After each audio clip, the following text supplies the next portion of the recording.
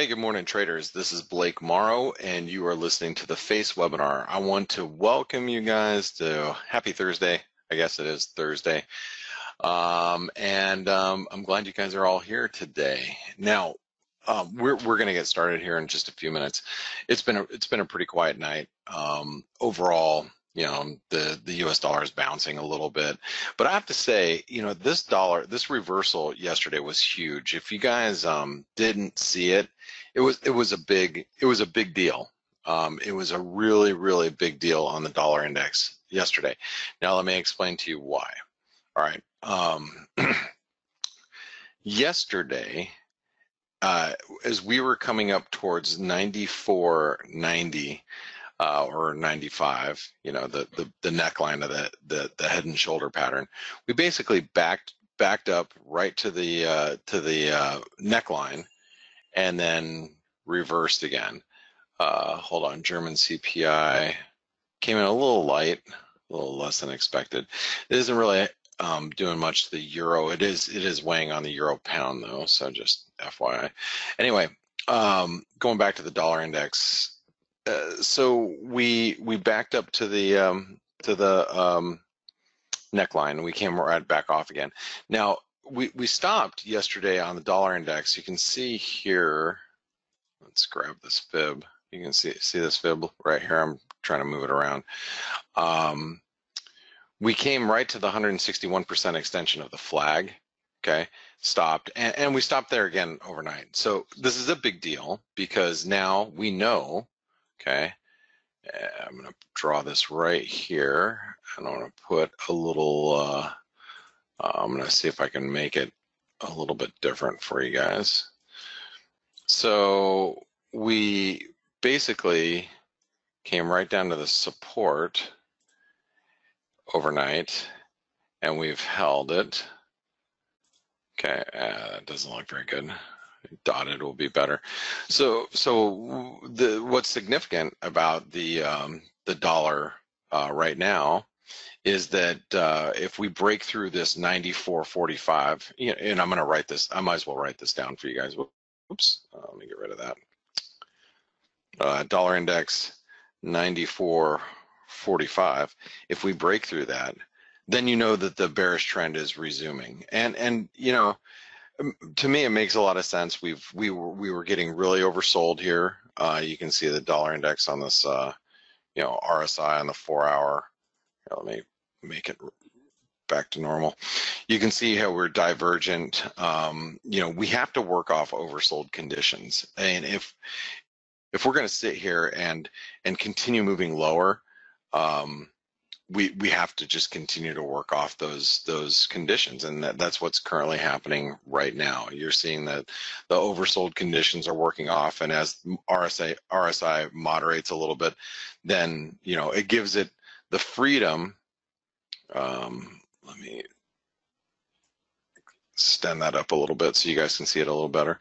It gives it the freedom to resume, you know, the downtrend in RSI, you know, relative strength lower. So so anyway, that's kind of what I'm looking at right now with the dollar index. Now the pound just ripped higher right into turning positive on the day just now. Look at the cable. No news that I can see. Pound just popped. This pound's so strong. And I want to ask you guys this. How many of you all were long the cable yesterday? How many of you guys were long the cable? I just so you guys know, I had the best day of probably the best day of my last 2 months actually yesterday. Because you know, you guys remember yesterday morning I told you I'm long the pound and I'm long the euro, and then the pound broke higher. So Catherine was, yay, Kate, Mark, Karad, Z, Papalik, maybe. Gator said yes, made a bunch and re-entered. and David and Shenton. All right, good. So a lot of you guys were long the cable. That's awesome. You know, like I said, yesterday I had like my best day of the probably the last 2 months. I was pretty aggressively long cable. I did make a mistake though yesterday. I was long the pound Aussie. As you guys probably heard me mention that yesterday. I was long the pound Aussie. When I got up to resistance, this is how crappy timing I had. We got right here. I took it off. I made some decent money. I mean, literally, I'm not. This is not even an exaggeration. I got out right here, right there. You know, we hit up against resistance. I'm like, you know, we're up against resistance. I don't know if it's going to break any higher. And so I took it off, took all these profits off, which was, like I said, nice healthy profit. Probably 10 minutes after I took it off, that happened. And of course, I was long the pound dollar, so it was great, but I left so much on the table because I was long the pound Aussie and Euro Aussie as well. So anyway, you can't win them all, right? Hold on really fast. Stand by. I am going to. Guys, prices suck. Really sucks. I shorted the US dollar Turkish lira, just so you guys know. I'm myself and Benedict in the chat room. We sold some US dollar Turkish lira, and I sold some up here. We hit a 78% retracement. Really got overbought on the hourlies. Because it's coming off now, the euro dollar is firming up. So, but I just took it off. Benedict closed US dollar Turkish lira short. Yeah, him and I were short. And here's the chat room so you guys can. This is where would I say?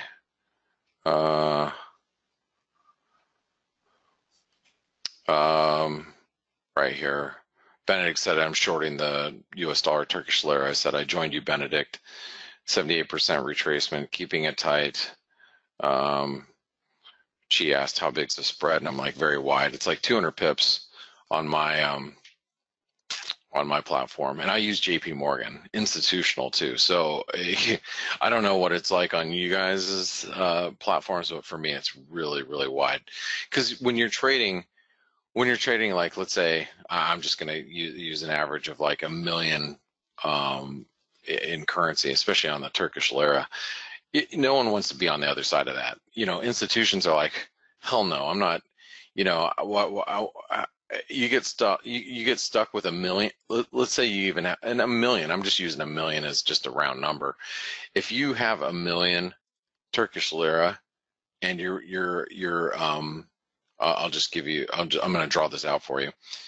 If you have 1 million Turkish lira, and you buy it here, and you sell it here, you're gonna make probably around 8 or 10 grand, somewhere in that neighborhood, between here and there.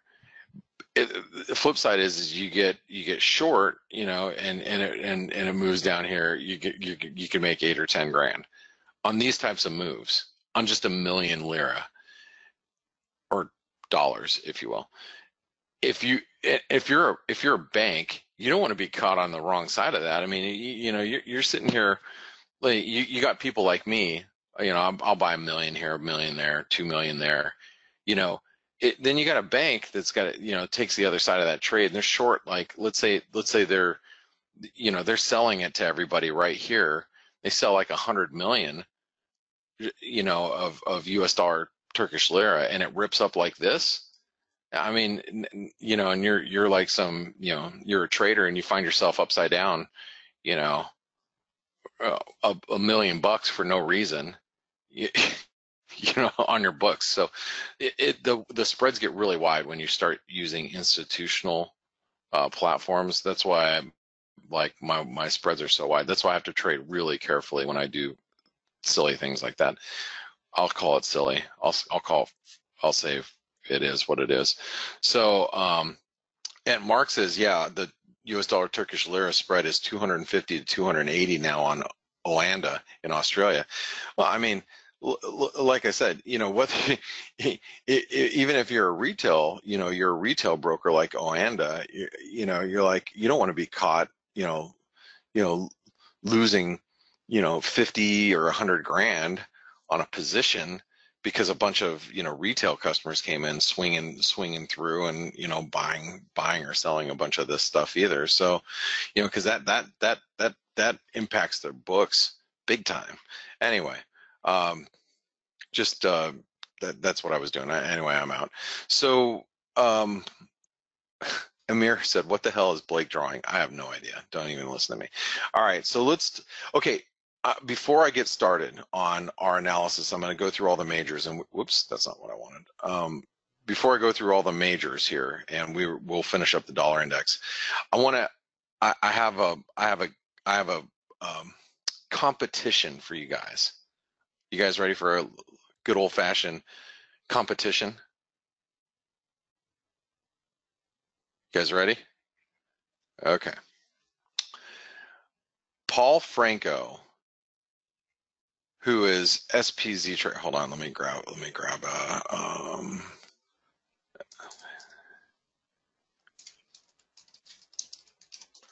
You guys don't know who Paul Franco is? This is Paulie. Oops. Okay, this is Paul Franco. Paul is joining the ForexAnalytix team starting Tuesday of next week. I originally brought him on the Wise Trade group to host the European crossover webinar. Then he took over the Morning Edge for me when I left a couple years back, and we're bringing him on to the ForexAnalytix team. We're bringing him on the ForexAnalytix team as Wise Trade is winding down its operations after, you know, 15, 16 years. So we're really excited to have him on board. He will be broadcasting an hour before right now, starting on Tuesday. So next Tuesday, he'll start broadcasting at 7 a.m. Eastern. We usually start our broadcast at 8 a.m. Eastern. He'll be starting his at 7 a.m. Eastern. Same link you guys are listening to right now, okay? And he's going to be broadcasting. Now, here's the competition. And by the way, the winner will receive a nice care package from myself. Well, actually, ForexAnalytix headquarters, which is basically my home office. But you'll be receiving a care package from me of ForexAnalytix goods if you can come up with the next name of his show. So his old show is called The Morning Edge, and The Morning Edge is, you know, I was the host there for years and years and years. Then he did the European crossover. All right, we need a new catchy name for Paul Franco's webinar. And if you want to enter, okay, if you want to enter, all right, you have to email me personally. So let me give you my email address. I'm going to put it in the chat box. My email address is bmorrow at forexanalytix.com. Okay, it's in the chat box. So if you have a good name for a webinar show before the face webinar, the hour before, send it to me. And I'm going to give you guys, I'll give you guys, I don't know, maybe a week or so. So sometime next week, we probably won't even have a name going into next week, but that's all right. We'll take a little, we got to take our time to find the perfect name. And if you win, I will send you a personalized care package. All right? Okay. All right. Thanks for playing. All right.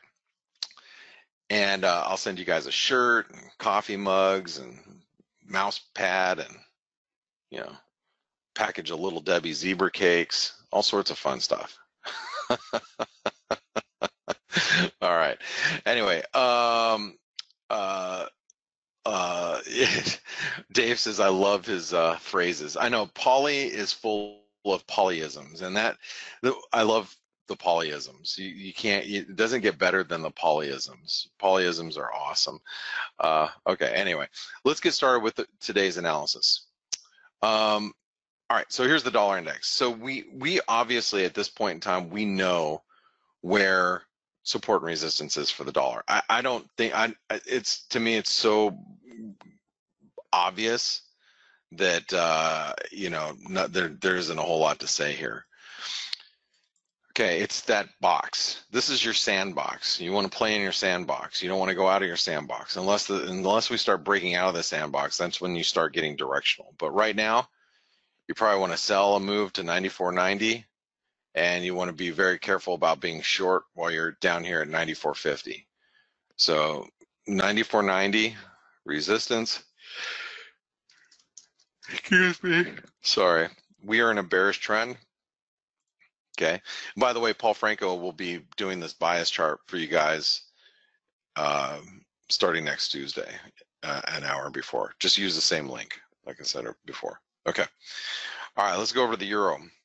So the euro, same situation here. Now, if you guys don't know where, here, let's go. This is support, right? So why is the euro so well supported here? This is the previous triangle, trend line support. Now, if you notice here, right, bing, bing, bang, bang, that little spike out of there, bang, you see that? Okay. All right. Oh, and then over here too, bang. Okay. So this is all really, really key support. Oh shoot, I need to delete all that stuff. There we go. Okay, so that means that 116.50 is key. 116.50 is key. Now, resistance for the euro is 117.35, but really, in my opinion, resistance is when we complete this flag pattern, which comes in at 117.62. And this is why I don't want to get too aggressive, even if I decide to get long the euro here, because even if we hit new highs, like let's, I'm just going to draw this out for you guys. Let's say we do this and then we hit new highs. Okay, you know, we drop down to like 116.60 and then we hit new highs. Great. I wouldn't be chasing the market up there because I know that we're completing the flag pattern. I would be selling up here versus buying. Like the average trader is going to say, oh look, we're breaking out, I'm going to get long. You know, they're going to get long, I'm going to sell it to them. You know, so while you come screaming in saying it's breaking out, I'm going to buy it, I'm going to be selling it to you. In other words, okay, that's how I play this game. I know that there's a target up there. I'll buy dips till we get to that target. We get to that target, I'm going to be selling. Now, that doesn't necessarily mean we can't break higher. I'm just saying how I'm going to play it. Now, if we do break higher, I mean, which we could, we start taking out like this 38% retracement here at 117.80, then the next stop is our 50% retracement. So, which could happen. I mean, you know, some news comes out, I don't know what, but some news comes out, dollar gets smashed, and you know, next thing you know, we're trading up at 119. Based on price action, I just want to sell right here, just take profits on my longs. But if you know, like you could have said the same thing about the cable yesterday. You can say, well, you know, if it broke out this resistance here, I'm going to go ahead and sell it here. But you wouldn't have done that yesterday because the news that broke the cable out was that the EU, Barnier, said that they're going to give the UK a better deal than any other country country ever in the history of the EU. I mean, you know, it's like, and he said that before, but that's what really caused that pound spike. And look, the market's extremely short the cable, and that's why I was long yesterday. And I would like to be long again today. So now, any dip down towards anywhere between 129.60 and 129.30, that's really key support. So 129.30, 129.60 is mega support for the pound. Okay, resistance. You can see, and let me just grab I don't want to grab that. Let's grab a new one.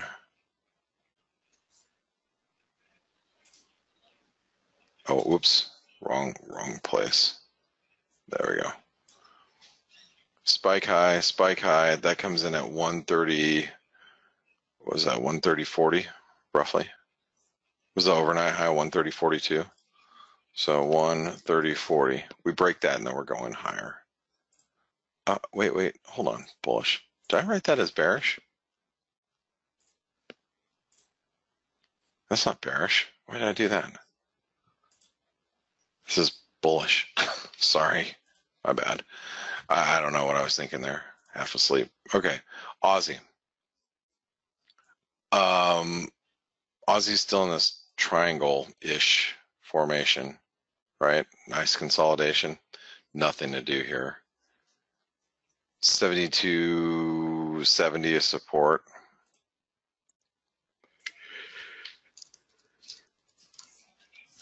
I think I said this yesterday about this pair. Yeah, you have fun trading this because there is nothing to do here. You guys can deal with it. I'm not dealing with it. 73.40 is resistance right now. It's just in a triangle. The further the euro dollar goes higher, the further the dollar goes higher, and the Aussie doesn't follow, the more I just want to short it because the euro is going to peak. Look, the euro is going to peak at 117.50, 118, 119, somewhere in that neighborhood. It's going to roll over. Italian debt's going to come right to the forefront going into the fall. So I actually ultimately want to be short the euro dollar, not necessarily today, but I want to be short the euro probably going into September at some point. Maybe even the beginning of September. But for right now, it's bullish. But at some point when the euro peaks, if the Aussie hasn't done anything, I'm going to short the heck out of the Aussie. I really am. I don't know why the Kiwi dropped last night. I was driving. I was visiting my sister and my brother-in-law and my nephew yesterday. So I don't know why the Kiwi got smashed the way that it did, but it did. So the Kiwi, as we know, is this resistance is the 618 retracement right here that comes in at 67.33. You can write 67.25 as well. It's all right and around the same area. We are in a range. We obviously found support for, I don't know why we found support here. Oh, I guess it's right here. Oops. I didn't want to do that. It's an accident. Come on, you son of a sea biscuit. Okay, let me just remove that. I'll just, I guess that's why it's found some support here, I guess. I'll just call it 66.40 for now. Again, oh, Scott said business confidence. Okay, thank you. Thanks, Scott. Scott said business confidence 50 point, really?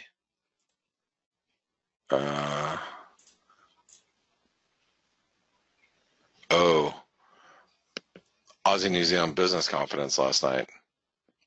Wow. Yeah, that's pretty big, pretty big drop. Wow. Look at that. Eek. All right, well, that would do the trick. That would be it. Let's take a look at the Canadian. We have Canadian GDP data coming out moments from now, and we have PCE. So Canadian, I know that so I pointed this out yesterday, and I'm going to reiterate. This is a multi-year broken trend line, and this is a retest. I bought the dollar Canadian 2 days ago. 2 days ago, I think on Tuesday. I bought it right here at 129.03, and I sold it at 129.30 something change. I think any dip down to 128.85. If we get a spike down there, I'll probably buy it here in the next 4 minutes. 128.85. So let's say the Canadian GDP number is coming a little stronger. You know, I'd be a buyer. Now, as I said yesterday, and I'll say it again, as long as we're below 129.60, it is bearish. We're bearish like intraday. So I'm actually not going to write that 29.60. I'm actually going to put it in a range because we are more or less in a range right now. But it's got a bearish channel. Once we get above 129.60, then it opens up for this channel again to the upper end of the channel, which is 131. But while we're below this level here, yeah, while we're below that dotted line, it's really hard for me to be, you know, too uber bullish. Okay, we do have, by the way, we do have PCE coming here in just a second. So let's take a look at the dollar yen. So the dollar yen rejected basically the 618. So support is going to be 110.90. Resistance is at 111.88. 110.90. 111.88. That's the 618. So that's pretty significant, and we're in a range. I'm going to do this really quick.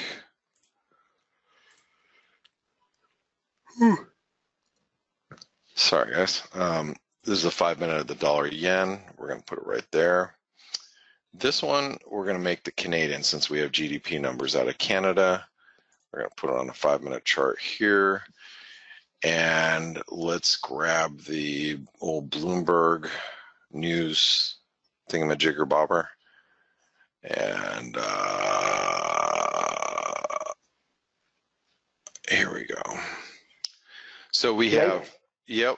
Yeah, hey, yeah. Sorry to interrupt. Morning, man. Yes, good morning. I just wanted to say that we have to remember that core PCE is the favorite indicator for the Fed, and it's been hovering around 2% for the last couple of readings. 2%, 1.9 is now expected to go back to 2% year on year, and that's target. So you know we are pretty much there, but we haven't really passed it yet. So it's not like inflation is overshooting yet. Yeah, and wow, hold on. I'm just trying to get all the data in one thing here. So the PCE, the year over year survey is expecting 2.3%. That's the deflator. The PCE core year over year 2.0%. So as you were just saying, so we'll see if we can get there. I'm watching the Canadian data, GDP month over month, year over year. There's the quarterly. So let's get ready, guys.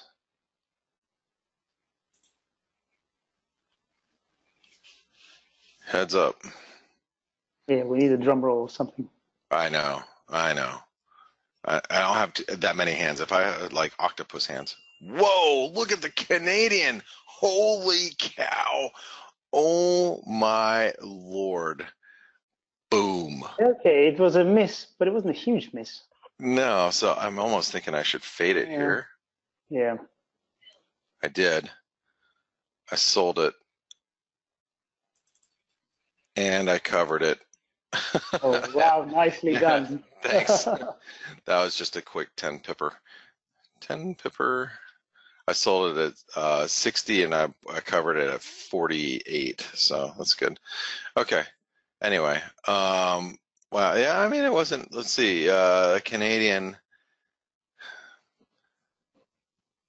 I mean, quarterly, 2.9%. Yeah, year With a over slight year, it was positive, a beat. with a And slight positive revision as well. yeah, yeah. So positive revisions. I mean, you know, I think you have to realize that this Canadian is right up against its.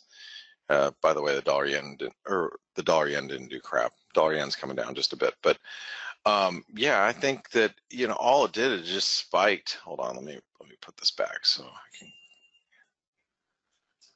You know what it is, right? The algos, they look at the number, it's lower than expected. Yeah, End yeah, of story.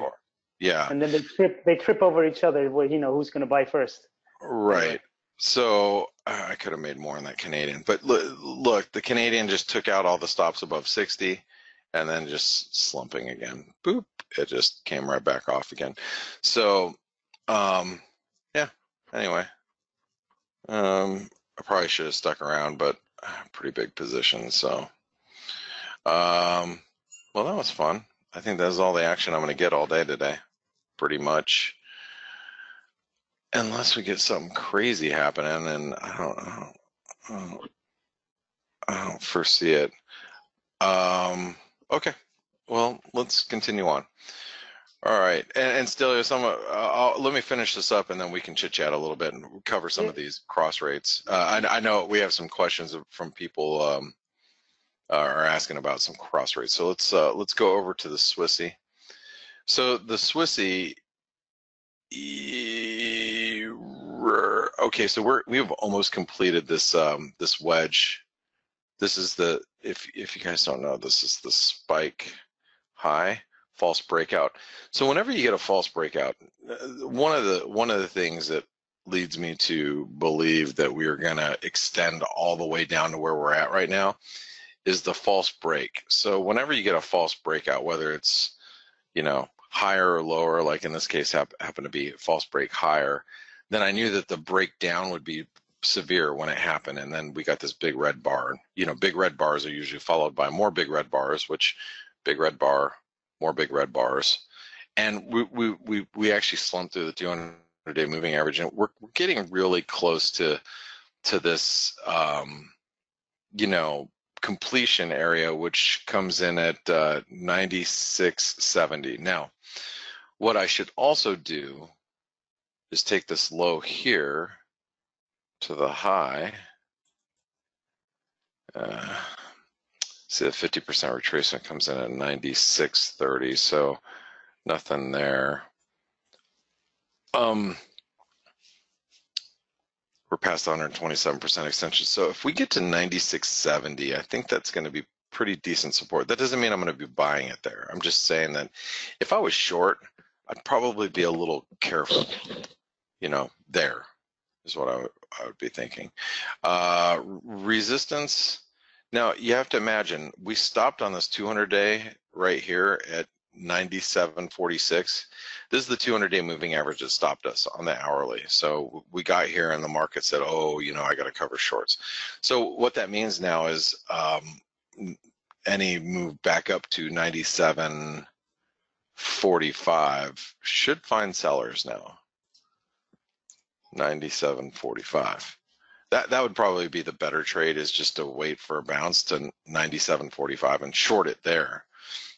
You know, do one of these, you know, boop, boop, you know, boop, boop, one of those. That's the safer trade. That, you know, the question is, can you wait for that? You know, do you guys have the patience to wait for that? That's the $1 million question. Peso, I have no idea what to do with the peso. We broke out of this channel and I'm like, oh, hey, we're going to go see 1940 again. And then yesterday it just fell out of bed for no reason. And I have no idea what to do with it now. So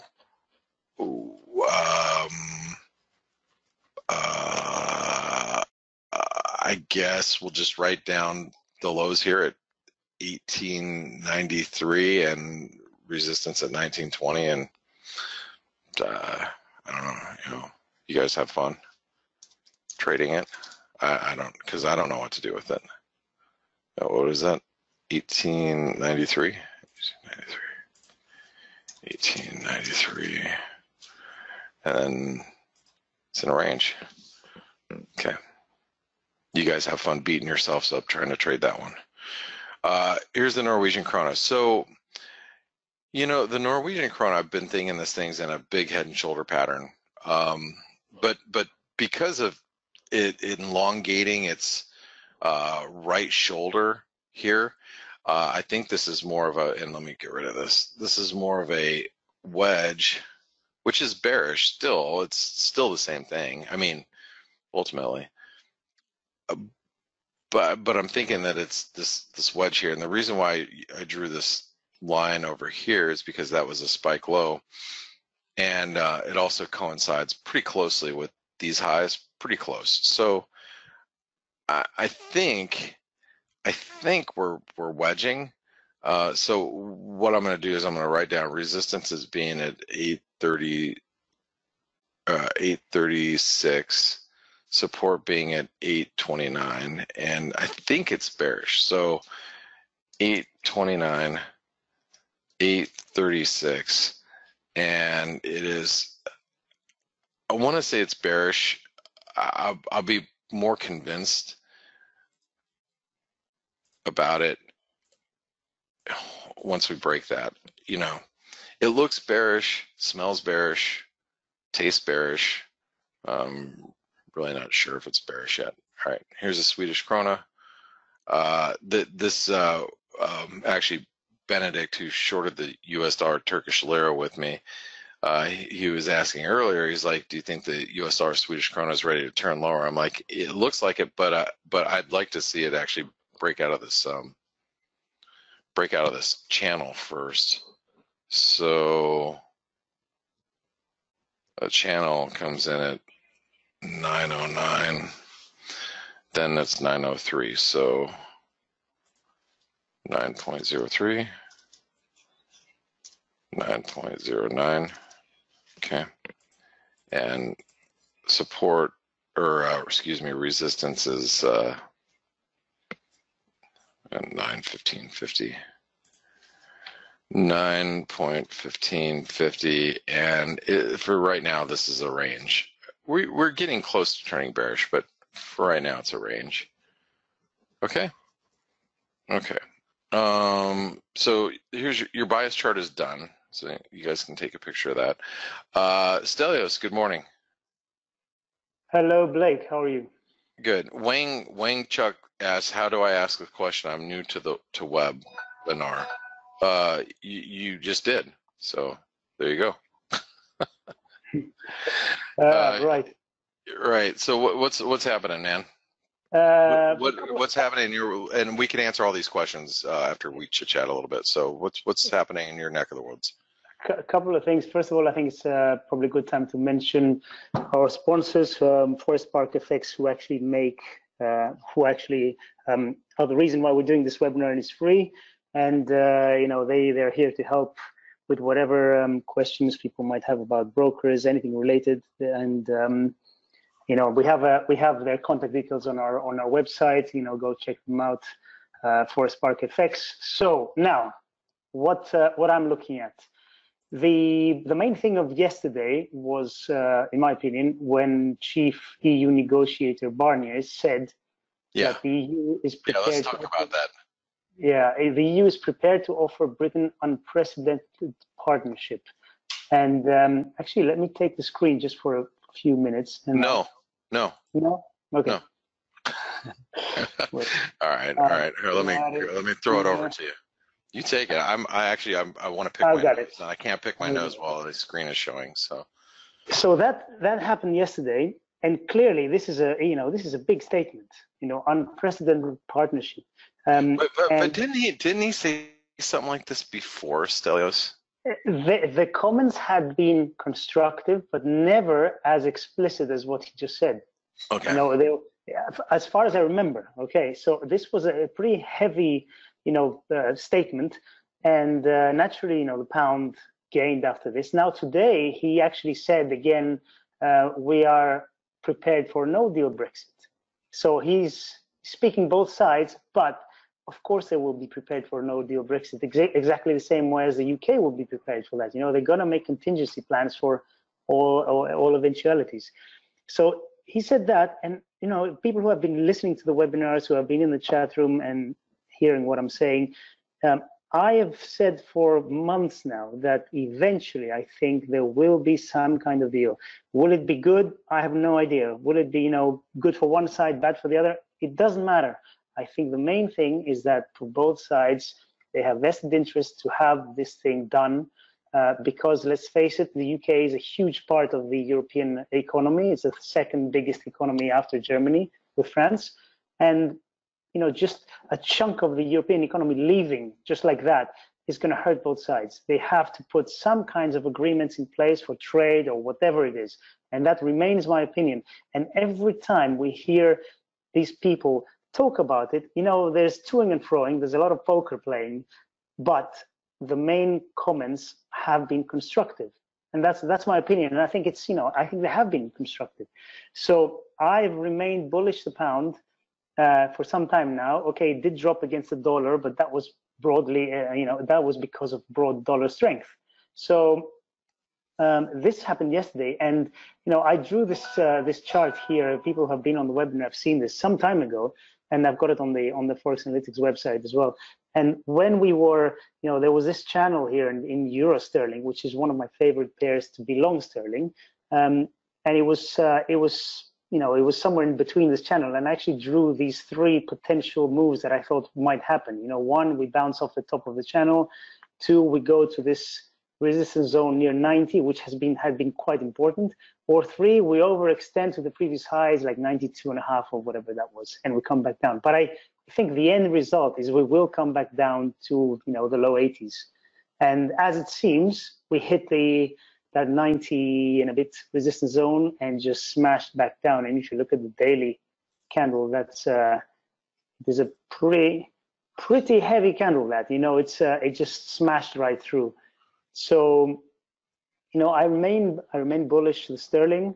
Euro is one of my favorites. My actual favorite long in sterling is sterling Kiwi, which I only have a small position, unfortunately. I was looking to add at around 190, but it just never came. Or 189.5, and you know, I've marked these arrows for a long time and I don't delete them, and it's spooky how this thing is kind of following. You know, there was one area which I marked here which I thought there was going to be a reaction. There was a reaction, and now there's another area near 2, which is a nice big figure, a round figure as well. And I think that's the next step. And from there, you know, the market has to decide. If we have more positive news, I think it's going to go straight through. If not, it's probably going to come back down a little bit, you know, do some kind of a bull flag or some, you know, pattern like that, and then just continue. So, yeah. The pound. I mean, those as you had mentioned. I mean, those comments were pretty. I mean, it's pro cable, and I think one of the bigger problems with the cable right now, and this is the pound just in general, is that the market is extremely short, and so I think the risk of a continuation higher is so great at this point in time, and I agree with you on every point that you've made about the UK. Something's going to get done. You know, is it going to be favorable for the UK, you know, or is it going to be favorable for the EU? Who knows? But once you unlift the veil of uncertainty, that's when the pound will benefit. You know, whether the pound goes back to 140 or 160 has probably more to do with the nature of the deal. But, you know, from current levels, when you're trading at 130, at least getting to 140 is not that big of a stretch, in my opinion. So. Yeah, I agree. And you know, it's funny because I have a similar opinion about NAFTA as well. I think that there's going to be eventually some kind of a deal between the three countries because it's into the best interest of everybody. And now in that situation, you have one side which is a bit more unpredictable. You know, Trump and his people, you know, they're not, you know, like I said, they're a bit more unpredictable. But with EU and the UK, you know, it just feels like the people involved are going to find some kind of a deal. I know the UK people voted to leave the European Union. They did, but it wasn't, you know, it wasn't a clear, you know, we leave the European Union, no strings attached, nothing. We are just completely independent. No, you know, this is all part of a negotiation, and I think that there will be some kind of, like I said before, some kind of a deal that kind of keeps both sides happy. And you talked about cable, and this, you know, this has been my chart for cable. I had this arrow here, and it's okay. It went a little bit lower than when I thought that it was going to hit the 23.6 and bounce. It's gone a bit lower, but that was because the dollar was just mighty over the last couple of months. But now it's coming back, and I think, like you said, sterling positioning is still very short. So positioning in dollars is still very long, not record long, but it's you know, heavily long, I think. So I think it has a very good chance of just continuing to the upside, and then towards, like you said, 140, 150, 160. That will depend on a lot of things, but I think that's the direction we're heading in. Yeah, I do too. All right, so now Stelios, let's, since we only have about 15 minutes left, let's talk about some of these questions that some of these traders that are listening in. And by the way, if you're listening in from investing.com, welcome. We do broadcast every morning at 8 a.m., but actually starting next Tuesday, we're going to be broadcasting at 7 a.m. Eastern all the way till 9:30 a.m. Eastern. So our webinars are going to be extending by an hour at least for the next month. So make sure that you log on and listen to Paul Franco, then Dale Pinkert, who's typically our host here. I'm going to go ahead and take back over and tell us what questions do we have that have come in today. And by the way, it says my name is Dale Pinkert on here, but I'm actually Blake Morrow. I'm filling in for Dale. He's out on holiday. So. Okay, we have a question about Euro Kiwi and Euro Yen. So those crosses. So the Euro Yen, the Euro Yen has been extremely bullish as we've been rallying up towards the 200-day moving average, and also you can see the 88% retracement of this last move trend line coming into play, and we were extending pretty far. I mean, 1, 2, 3, 4, 5, 6, 7 white candles, and you know, I really thought we were going to reach up towards 131.20. Now, will we eventually make our way up there? I mean, I know it's early in the day, but the candle's already looking pretty bearish. But at the same time, you know, equities are not, they may be down right now. I mean, the S&P is down 0.15%. That we could very easily be up another 2% in the S&P today, because we are at all-time highs. And so if the S&P and the NASDAQ and the rest of the stock market decides it wants to head higher, well, guess what? It's going to drag the Euro Yen higher. So ultimately, I'd love to see us. You know, if I was going to trade it, which I'm not trading the Euro Yen right now, but if I was, I'd love to sell it up at these highs, even a break just briefly above those highs, right up to the 200-day moving average, just above 131.20. That's where I'd be, you know, that's where I'd be trading it personally if I could get my hands on it. It'd be shorting it up here. I just don't know if we're going to make all our way up there today. But that's the Euro Yen currently right now. You know, I don't want to buy it because it's overextended, but I don't want to short it yet because it's pretty damn strong. Now, the Euro New Zealand, you ask about, we have a big cup and handle pattern playing out. You can see this huge, you know, this is a 4-hour chart. We broke above, here, let's go back to the daily. And Dave in our chat room asked about this today. We broke above this pretty key resistance at 175. So now, as you can imagine, 175 is going to be just massive support on the way back down. So if you can get a dip in the Euro New Zealand like this, if you can get a dip to 175, that would be ultimately the best place, in my opinion, to be on the long side of this pair. You know, the fault you might find in that is we could be flagging, like doing a pennant like this, and we may never get our opportunity to buy it down here. This thing may just start taking off again. But I think the target for this cup and handle takes us to 176.60. So I sure as hell wouldn't want to be short this thing. Let's just put it that way. I'd be buying on dips. The question is, how far of a dip are you going to get? You know, this Euro New Zealand looks extremely, extremely strong. And matter of fact, I should probably go over to a weekly chart really quick. Let me reset this. I mean, yeah, this thing looks, you know, like really, like it could, if it breaks out, I mean, it could really, really break out.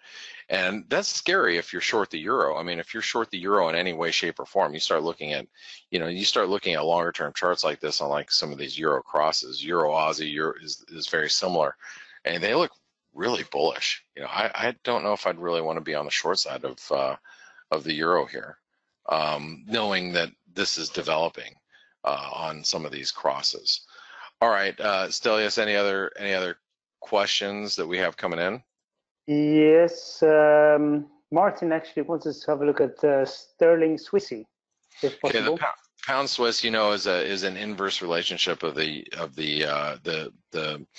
euro pound. I tend to trade the euro pound more than I trade the pound Swiss, just because of the Swiss National Bank's meddling in the exchange rate in the Swiss franc. So that's what I tend to do. Which, you know, if you look at the euro pound looks like it's, you know, it's peaking. Well, the same thing could be said for the pound Swiss is probably going to be finding some support soon.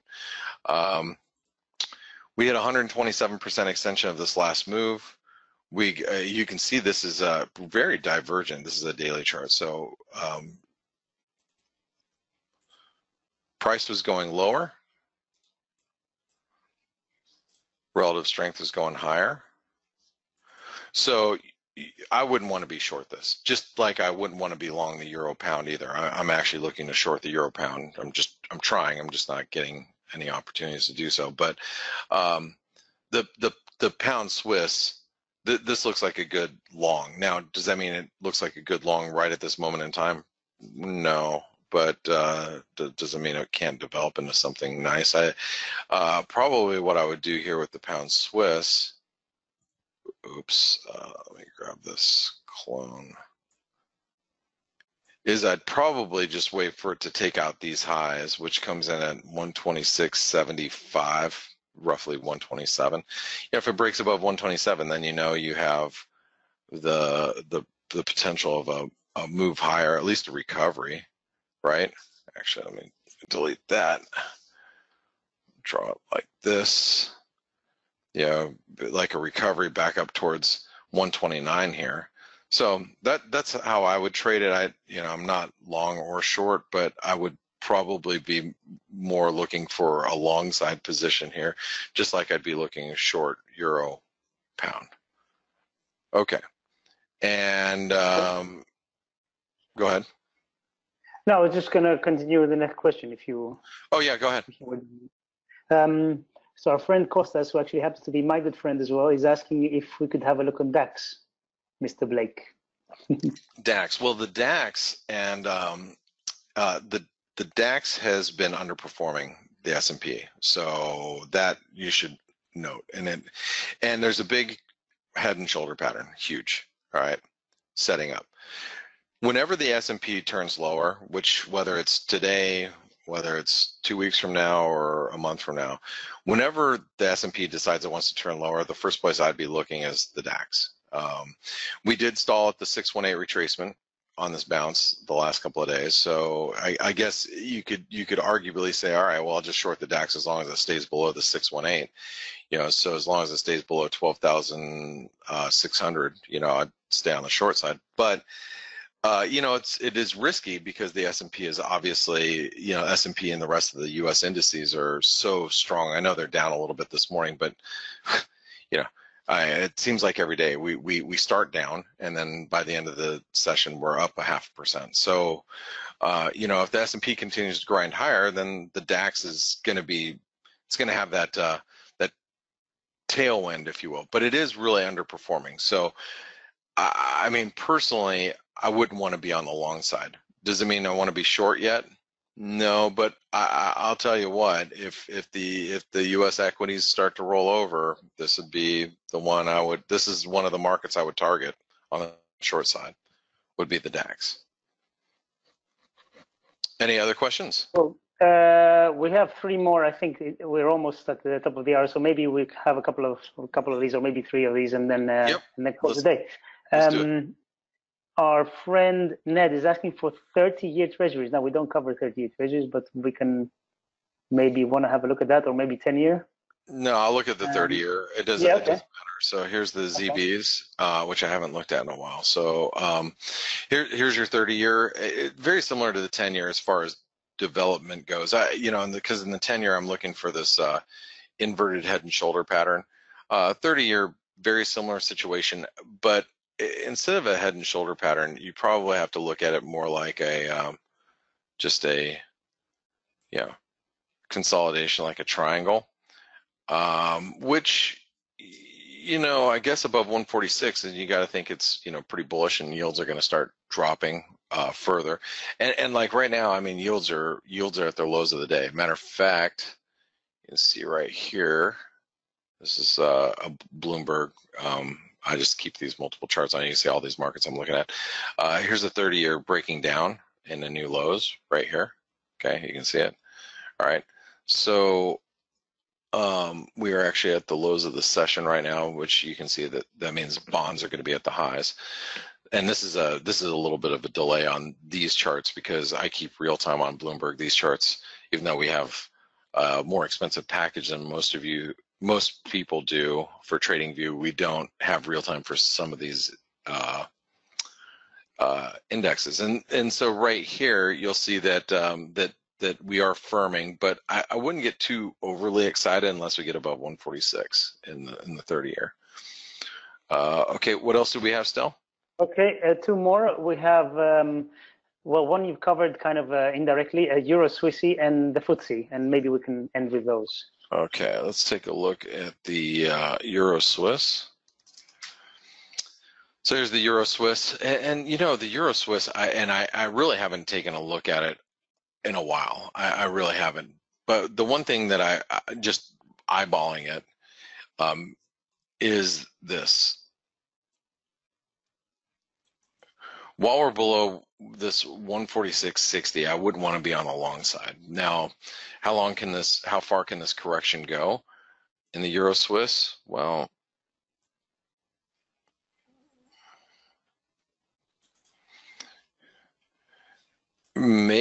hold on. Let me just do this really quick. Maybe the 112, maybe 111.50 would be the furthest I'd be looking for some sort of downside correction before we'd see a bounce. So maybe something like this, you know, but the Euro's getting smashed right now. Do you see that? Euro's come under a lot of pressure. Why? Anything come out? I haven't seen anything. Maybe the Euro's feeling a little bit of look at that Euro. Bottom just came out of it. It's maybe the Turkish lira is weighing on the Euro a bit here. Gold turned lower, silver turned lower. I don't know why. That was interesting, just out of nowhere. So the Euro just turned lower. Okay, so anyway, with the Euro Swiss, I you know, like I said, I haven't been trading it. I really haven't. I missed the Euro Swiss where I really did think it was a good short earlier this year when it was up in these levels, and then it kind of fell off my radar. I was too busy trading other stuff, so I haven't really been messing with it. Okay. By the way, Scott says my wife has just canceled her shopping trip to Paris. That's why the euro is dropping. So maybe just a FTSE. That's just a FTSE, and then we can call it a day. All right, sounds good. And the FTSE is, I'm trying to think, the,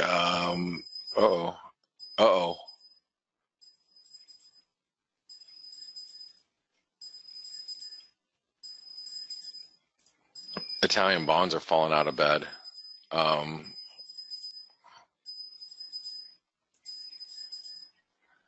Okay, let's go take a look at it. Maybe that's what's weighing on the euro. That is, it has to be.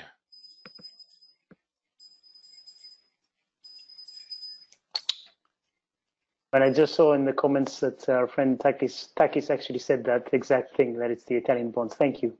Thank you, man. Yeah, actually, and he's the one that brought it to my attention. So that's I think we drew, if I'm not mistaken, we drew this.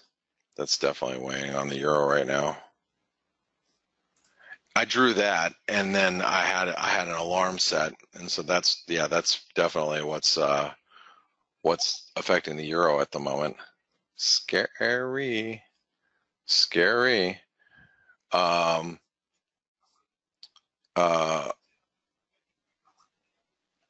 Okay, so we'll have to keep an eye on Italian bonds here really quick. Okay, you were asking about the FTSE, which is the, I'm trying to think what the ticker is. UK 100, Blake. That's UK it. 100. Okay, all right. Sounds good. Hey, Steve, how you doing? Hey, mate, just finished the meeting. I'm here at your disposal. We're wrapping things up here. So, oh yeah, this is the FXCM ETN. That's right. So the FTSE. Let's see. It really is underperforming U.S. equities too, to a certain extent. So, yeah, I think this false break here, right here, a false break above the highs, that's going to eventually lead us to a breakdown. Now, when's that breakdown going to occur?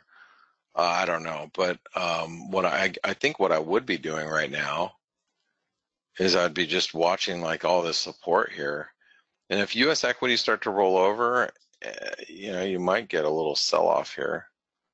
Now, what you can also do. See, this is a 38% retracement too. So, I think if you get a move below the 200-day moving average and 74, 78, I think that's going to be kind of a bearish event for the FTSE. All right. Well, Steve, unless you got some things you wanted to cover this morning, I'm gonna shut it down. I've got to run. Unless you give me something specific, because I was in a meeting, so I really have no idea what you've covered already. No idea whatsoever. No, we've answered a few questions, and I think we're good to go. I just wanted to say, thank you to everybody who attended today, and we'll be broadcasting tomorrow. And just remember, we will be off on Monday of next week, but restarting on Tuesday with Paul Franco starting early. Remember, if you guys want to compete to find the best name for the morning show for Paul Franco, make sure you send me an email with a suggestion, and my email address is in the chat box. And if you win, I will personally send out some ForexAnalytix goodies to wherever you're at. So make sure you submit your entries sometime within the next few days. There's no time limit on it really.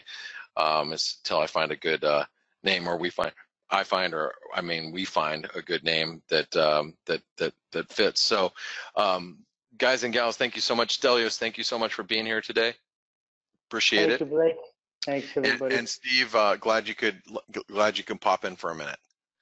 Yeah, I'll be here for whatever questions or whatever tomorrow, obviously. All right. Sounds great, guys. Have a good one, and thanks everybody for tuning in, and we'll see you tomorrow morning.